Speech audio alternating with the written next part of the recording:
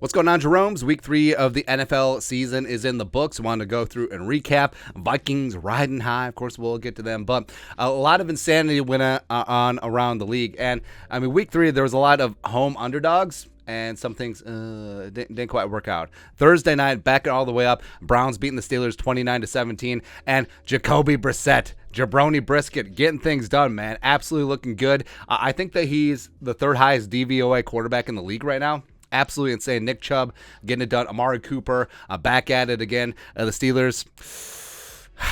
This could be a long ass season for the Steelers. Is what it is. And this may be Mike Tomlin's first losing season. Next up.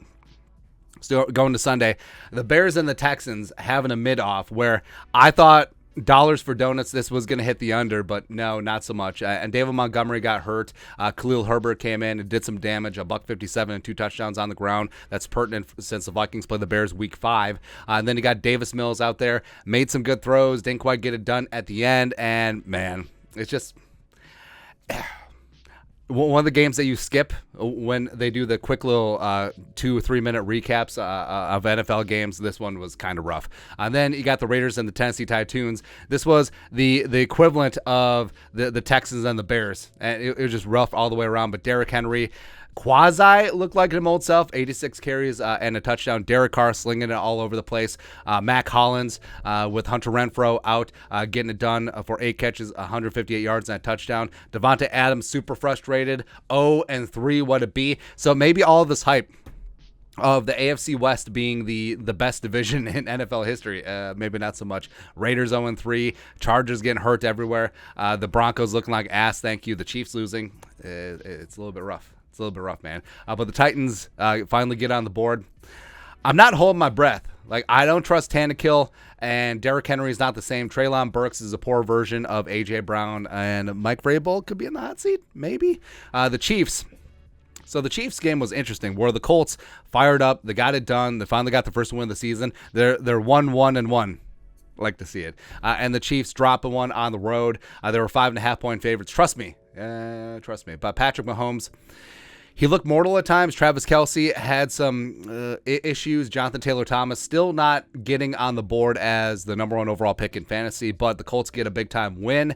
And also Matt Ryan coming back from the depths, coming back from the dead, and blame the Chiefs special teams. Like, they had a bunch of issues. They had a muff punt. They had a fake field goal that didn't go their way. They missed a field goal that would have put them up by 7 late in the game, but I don't know. I chalk it up as just one of those games. I mean, football can be weird sometimes. I'm not too worried about the Chiefs. The Bills. So this one was interesting. Speaking of miscues late in the game, so the Dolphins win 21-19, and we took the Dolphins on the points, and we also bet the Dolphins money line in this. And Josh Allen threw 63 times, 400 yards, 2 touchdowns. Also was the leading rusher for the game of 47. But I don't know. Like, the Bills didn't look like the Bills of the first 2 weeks, where they blew out the Rams, where they blew out Tennessee, and the Dolphins respect. I mean, they had a good game plan. They really got things done against Ken Dorsey and this offense. By the way, yeah, Ken Dorsey freaking out after they couldn't get the clock stopped. That was hilarious. Absolutely hilarious, man. But Tua, so everyone and their mom saw that Tua was probably concussed. But the fact that the Dolphins were like, oh, no, his back hurts, and just got him back on the field, played fine after that. I don't know. A short week, by the way. And then the Dolphins play the Bengals. Bengals busting out the white helmets. Ooh, it's going to look clean. I don't know if Tua is going to be good to go on a short week, so maybe it's going to be, hey, Teddy time. But respect to Mike McDaniel and company, off to a 3-0 start. One up on the Bills, and maybe the Bills don't run away with this division. It's possible, man. Speaking of not running away with the division, the Lions ain't going anywhere because the Vikings, 2-1, getting it done, 2-0 in division. And I do not care that the Vikings had to come back twice from double-digit deficits. I do not care that it took Dan Campbell screwing up the end-of-game management.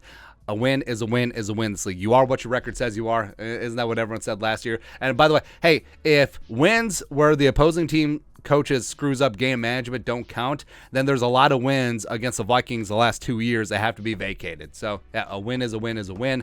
Going to London, getting it done against the Saints, who we'll get to the Saints, man. Woof. Woof, woof, woof. The Ravens, Lamar Jackson, pay me my money. It was phenomenal in the loss against the Dolphins last week. And this game, part of 5 touchdowns, ran for 107, just absolutely demolished. Like, look fantastic. He's a different type of quarterback, man. And respect to Harbaugh and the Ravens for going all in on that offense, even if it did piss off receivers like Hollywood Brown and whatnot. But I mean, the Patriots might be in trouble. Also, Mac Jones got hurt late in the game, high ankle sprain. So Brian Hoyer may have to start in the game against the Packers, who they play week 4. Packers just tiptoeing through the tulips yet again. Just ridiculous, man. But this is not your dad's Patriots team. I mean, this Patriots team looks a little bit rough. And the Ravens, I mean, that Ravens secondary is not the Ravens secondary that you're used to. Plus, Michael Pierce went down with an injury. So that defense is definitely not the Ravens defense that you're accustomed to, but I mean, as Lamar can keep putting up points, it may be all good. The Bengals finally got off the schneid. They get a win 27-12 over the Jets. I mean, the Jets should be 0-3, except for the Browns screwed up. Whatever. But, Rob Salah, hopefully he's keeping receipts of this. But Joe Flacco couldn't be backo again. And the Bengals, they just grind out a win. Wasn't overly impressive. Wasn't this, that, or the other thing. Tyler Boyd getting 100 yards and a touchdown. But a win is a win in this league. By the way, Quinnen Williams going after it with some assistant coaches. Not a great look. Not a great look, man. Then you got the Eagles just putting the bang thing on the Commies, 24-8. This was not indicative of how one-sided this game was. I mean, because the Eagles, the Eagles got shut out in the second half, just like they did week 2 against the Vikings. I mean, I don't know if it's them taking off the foot off the gas, but this should have been 40-0. Easily. But Jalen Hurts playing at an MVP level. Respect Devontae Smith going out and getting it done. That pass rush put Carson Wentz on his ass 8-9 times, something like that. And the Eagles are for real. So it makes it feel a little bit better about the Vikings week 2 no call, no show loss. At least they shut the Eagles out in the second half. Woo. And then the Saints, like we mentioned, the Saints got woodshedded by the Panthers. The game was not as close as the final score showed. The Panthers had a nice defensive score, as well as Laviska Shenault getting things done.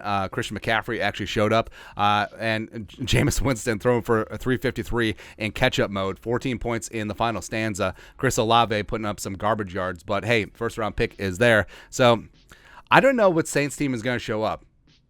So the Vikings may have an opportunity. There's a reason why they're 2.5-point favorites over in Tottenham. I think the Vikings have a chance to really get it done and move to 3-1. But the Panthers, hey, you didn't go winless. Woo. The Jaguars are for real, man. Trevor Lawrence is coming into his own, and all of that accumulation of talent, whether it be Josh Allen, whether it be Walker, whether it be Devin Lloyd. I mean, the Jaguars are freaking for real, man. Absolutely legit team. They're going to be a tough football team. I think that they have a legit chance to win their division, the AFC South. I think they could make some noise in the playoffs, and man, it's super, super interesting what they got going on. James Robinson, Travis Etienne is choking me up. That's you, Rona. As well as Christian Kirk getting it done. Marvin Jones is down there. Come on, man. Let's go. They got the Rams over playing the Cardinals.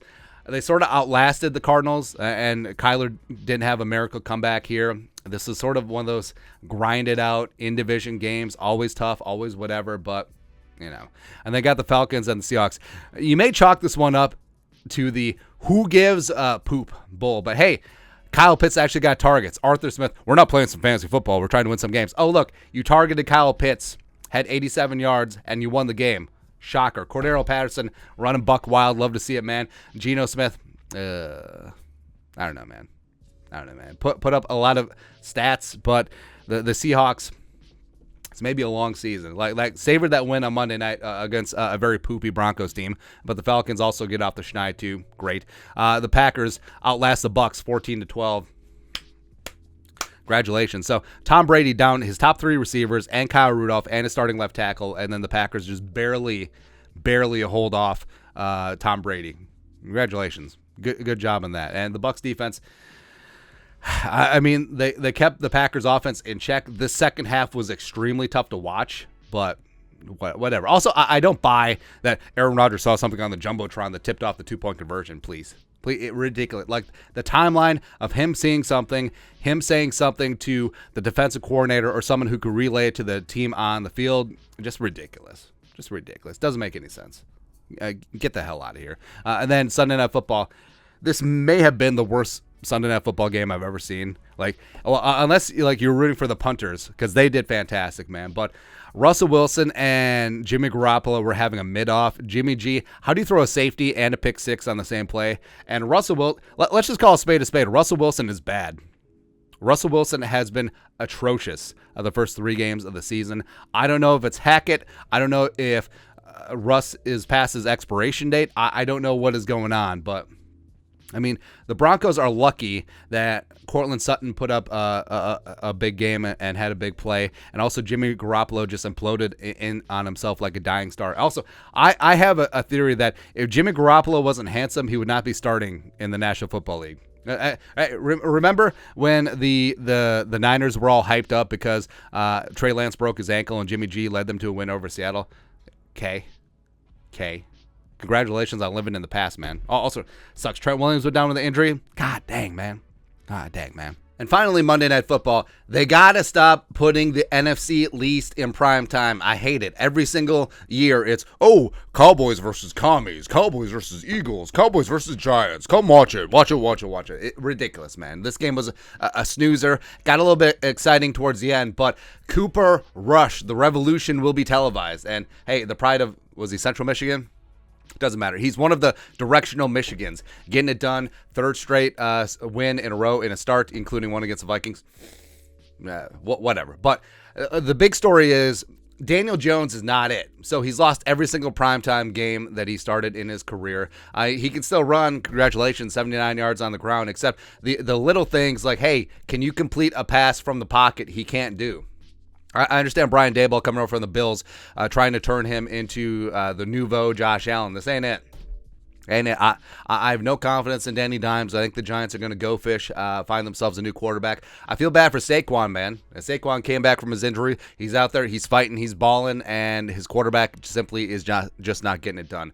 Cowboys-wise, hey, at least they finally gave the ball to Tony Pollard. We've been saying for a couple years that Pollard is the most talented running back on the Cowboys, and it's not close. Zeke, he's got the contract, not so much. Free Tony Pollard. CeeDee Lamb with that sick one-handed grab in the corner of the end zone, hitting the modified over, which I may have wagered on a teaser. I don't know. I don't know, but I'm not ready to buy into these Cowboys. They're fantastic on defense, but I think it's more that the Giants were maybe paper tigers at 2-0, but just I do not believe in Daniel Jones. I believe in Daboll. I believe in Saquon, but also what's going on with Kenny Galladay? Like, he got that contract and now he's not playing at all. Just really, really strange, man. But sort of is what it is. But that's your Week 3 NFL recap. Let us know your thoughts and our thoughts in the comment section below. Subscribe for daily Vikings takes. Want to support the work? Put a little something in the Venmo. But until next time, Skol, production value.